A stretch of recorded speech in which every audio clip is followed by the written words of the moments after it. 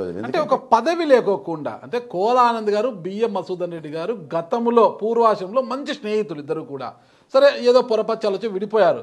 విడిపోయిన బిఎం మసూదన్ రెడ్డి గారేమో జగన్మోహన్ రెడ్డి గారి ఆశీస్సులతో ఎమ్మెల్యే అయిపోయారు, హ్యాపీగా ఉన్నారు.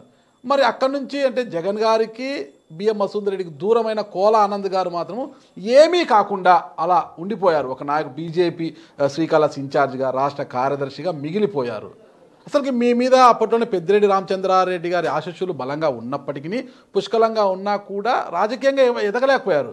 కోల ఆనంద్ గారు అంటే ఒక బ్రాండ్ మాత్రమే ఉండిపోయింది కోలా అనేది. మరి ఏంటది? అంటే పెద్దిరెడ్డి రామచంద్రారెడ్డి గారు అప్పుడు మేము ఒకటిగా ఉన్నది కరెక్టే, కానీ నేను వైసీపీ పార్టీని వద్దనుకున్నాను, నేను పోలేదు కదా.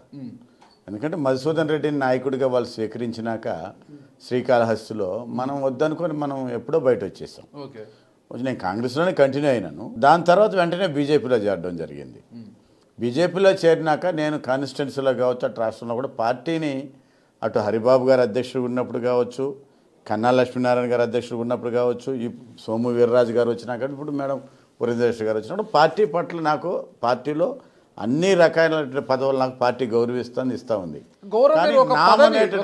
నామినేటెడ్ పదవి దృష్ట్యా నేనైతే అంత దృష్టి పెట్ట నాకు టికెట్ ఇచ్చింది పార్టీ 19లో. కోల ఆనంద్ గారు అంటే ఉన్నది ఒకటి, శ్రీకాళహస్తి ట్రస్ట్ బోర్డు మాజీ చైర్మన్. అది తప్పితే చెప్పుకోవడానికి ఏమీ లేకుండా పోయింది ఇంత రాజకీయ జర్నీలో, ఇంత పొలిటికల్ జర్నీలో. కోల ఆనంద్ పదవుల కోసము అధికారం కోసం ఆశించే వ్యక్తి కాదు. నా వ్యక్తిత్వం చెప్తున్నా. ఒకటేందంటే నాకు పదవి ఉన్నా లేకున్నా, అధికారం ఉన్నా లేకున్నా నాతో నా ప్రజలైతే ఉన్నారు కాళహస్తి భారీగా.